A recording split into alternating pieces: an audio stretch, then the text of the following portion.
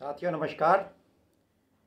मैं doctor SP Singh एक बार फिर YouTube channel kitchen gardening by doctor SP Singh के माध्यम से आपके बीच। और आज हम बात करते हैं मिर्च की फसल की। मिर्च जो सब्जी के काम भी आती है। देखिए ये मिर्च का पौधा है और इस पर ये मिर्च लगी हुई है, देख रहे हैं ना आप। लेकिन ये मुरझाया हुआ है, मुरझाया हुआ है। ये देख रहे हैं आप, मिर्च लगी हुई है और ये मुरझाया हुआ है। और इसकी जड़ें देखिए, आज मैंने उखाड़ करके इसको धो करके जड़ों को देखो। ये देखिए जड़ों में क्या है इसके, ये गांठें बनी हुई हैं, गांठें बन रही हैं ना, ये देख रहे हैं आप, कहीं मोटी कहीं पतली, इस तरह की जड़ें हो गई हैं। ये गांठें दिख रही हैं ना आपको, देखिए। तो इस तरह से इसकी जड़ों में, मिर्च के पौधे में जड़ों में गांठें बन गई हैं। अब इसका कारण क्या है? ये जो किचन गार्डनिंग की मेरी क्यारी है, इसमें मिट्टी डाली है या कहीं से इसमें निमेटोड आ गया और निमेटोड का असर मिट्टी में हो गया है। तो ये निमेटोड गर्मी के दिनों में तो ऊपरी सतह पर नहीं आता मिट्टी के, लेकिन जैसे ही बरसात शुरू हुई तो ये पौधा हेल्दी था, उसमें बरसात शुरू होने पर टेम्परेचर ऊपर कम हुआ तो निमेटोड ये ऊपरी सतह पर आ गया। और इसने, क्योंकि इसकी जड़ें ज़्यादा गहरी नहीं थी, इस पे जड़ों पे उसने अपना डेरा जमा लिया। ये देख रहे हैं गांठों में इसमें निमेटोड है। निमेटोड जो है ये सूत्रकृमि धागे की तरह के होते हैं। धागे नंगी आंखों से निकलते हैं लेकिन धागे की तरह की रचनाएं हैं ये कीट जो है। तो जड़ों पर उसने अपना बसेरा कर लिया और ये जड़ों को, इसका रस चूसने लगा जड़ों का, और उससे पौधे को जो न्यूट्रिएंट मिलने थे उनकी सप्लाई कम हो गई। और धीरे धीरे जब ये बढ़ गए निमेटोड, तो इन्होंने ये हालत कर दी कि पौधा देखिए इस तरह से मुरझा करके सूख गया। मिर्च लगी हुई हैं फिर भी ये सूख गया। तो इस तरह से देखिए निमेटोड जो है, ये धागा नुमा कीट जो है, ये जड़ों के रस को चूसते हैं और जड़ों में गांठें सी बना देते हैं। और ये वर्षों तक मिट्टी में रहते हैं अगर एक बार हो गए। तो इनको रोकने के लिए क्या है, आप गहरी जुताई करें। गर्मी के दिनों में गहरी जुताई कर दें, उलट पलट कर दें मिट्टी को, खेत की या क्यारी की। उस पर धूप लगने दें और 6-7 दिन पड़ा रहने दें, उसे बार बार जुताई करके। तो गर्मी से, हाई टेम्परेचर से ये निमेटोड उससे मर जाएगा। एक तो ये विधि हुई। दूसरी विधि है कि आप फसल चक्र अपनाएं। कुछ ऐसी फसलें हैं जिनमें, जैसे गेहूँ मक्का वगैरह, निमेटोड का असर नहीं होता, वो लगा सकते हैं। तीसरी चीज़ ये है कि आप ऐसी वैरायटी लगाएं, ऐसी प्रजातियां लगाएं सब्जियों की या फसलों की जिनमें निमेटोड का असर कम होता है। तो क्षेत्र के हिसाब से ऐसी वैरायटी रिकमेंडेड जो है, तो संतति होती है, वो संतति जिस प्रजाति की हो जो निमेटोड के प्रति सहनशील ना हो, और मतलब उस निमेटोड का असर उस प्रजाति पर ना होता, तो ऐसी प्रजाति, ऐसी वैरायटियाँ बोएं और क्रॉप रोटेशन अपनाएं। इसको रोकने के लिए आप जो है गहरी जुताई जो बताए गर्मियों हो तो करनी है। दूसरी जो है जैविक विधि भी है।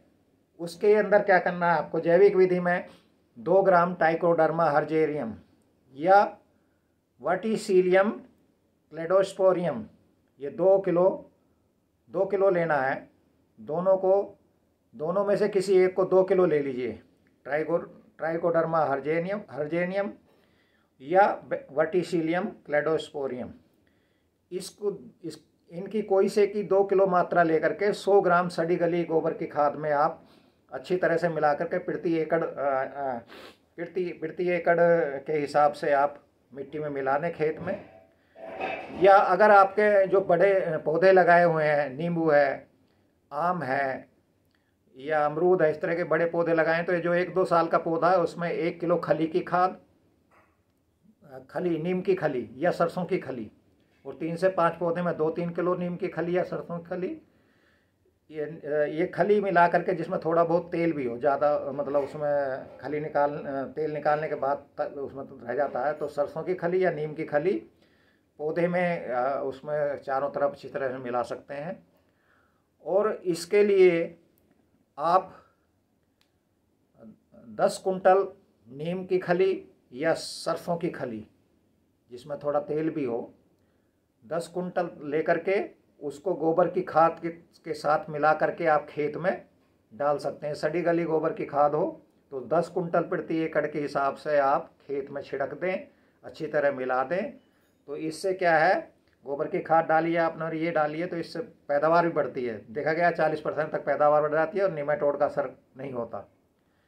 तो इसके अलावा जो ऐसी फसलें हैं जिनको शत्रु फसल कहते हैं, जिन पर निमेटोड का असर नहीं होता, जैसे सरसों है, गेंदा है, सतावर है, ये फसलें लगाएं। इनकी जड़ों से जो है ऐसे द्रव्य निकलते हैं, द्रव्यों का रिसाव होता है।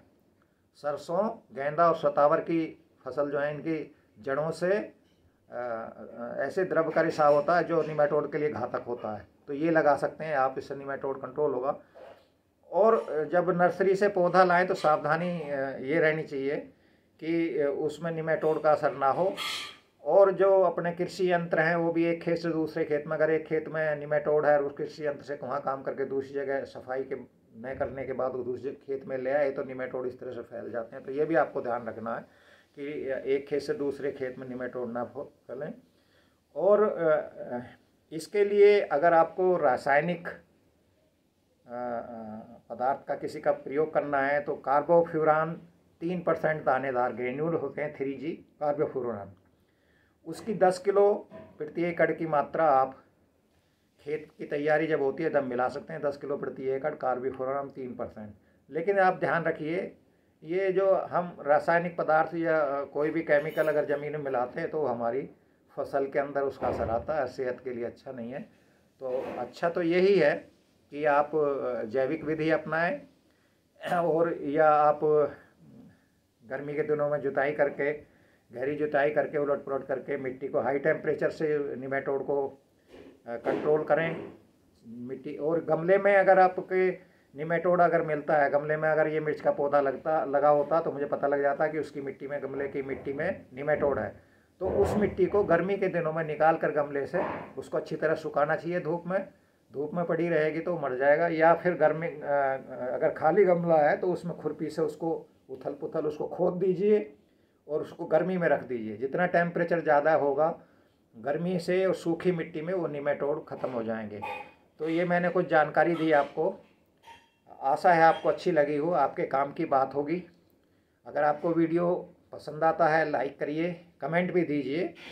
और मेरा जो चैनल है kitchen gardening by doctor SP Singh, ये इस कोई आर्थिक लाभ के लिए मैंने चालू नहीं किया है। ये सब आपको जानकारी जो मैं खुद करता रहता हूँ वो आपका तक पहुँचाने के लिए ही मैंने ये चालू किया है। आशा है आपको इसका लाभ मिल रहा होगा। चैनल को सब्सक्राइब कर सकते हैं आप और कमेंट भी दीजिए। बहुत बहुत धन्यवाद। जय जवान, जय किसान, जय विज्ञान। नमस्कार।